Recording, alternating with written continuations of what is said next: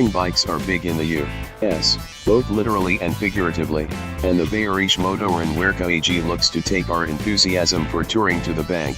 Also literally, Beemer paid close attention to the custom culture surrounding such bikes as well as the popular factory features from the competition to come up with the K1600 Grand America. Not only does the bike provide the look and functionality we tend to expect from our touring machines, but it pushes well into the power tourer bracket with 160 ponies on tap. The factory wraps up the package with an enviable electronics suite that can be further improved upon with a whole host of factory options. Make no mistake, this is one high-caliber weapon of mass seduction, and it's aimed straight at the Heartland. So let's see if we can gauge how true Beemer's aim is with its latest effort to score a slice of the American tour bike market.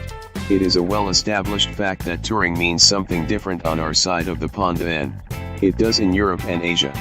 Unlike riding around some of the postage stamp countries in those areas where you might have to do laps in order to get a substantial trip in, most Americans could ride for days without needing a passport/visa/whatever.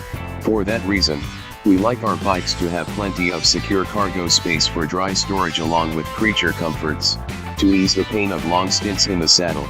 The bones of the beast are comprised of aluminum members that form a bridge-type frame to keep the structure relatively light.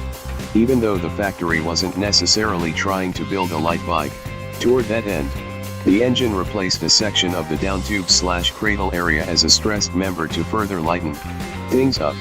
It's a tour bike, and as such, it needs to track well and be stable in crosswinds and resistant to the effects of the pressure wave created by the larger vehicles.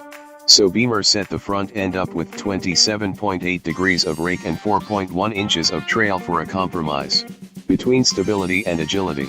Not quite sport bike-like, but definitely in the same neighborhood as the Gold Wing that is known for its agreeable behavior. In the twisties, BMW pushes the Grand America with a 6-banger mill and 6-speed transmission with a shaft final drive, slightly over square. The 72mm bore and 67.5mm stroke make for a 1,649 cubic centimeters overall displacement with a sizzling 12.2:1 compression ratio. So just go ahead and disabuse yourself of the notion that you'll be able to get away with burning anything less than premium road champagne. The good news is that high compression ratio contributes heavily toward the 160 horsepower rating. The factory claims, almost as impressive is the 129 pound-feet of grunt the engineers squirreled away in the plant. So the GA can get out of its own way quite handily in spite of its 802 pound curb weight.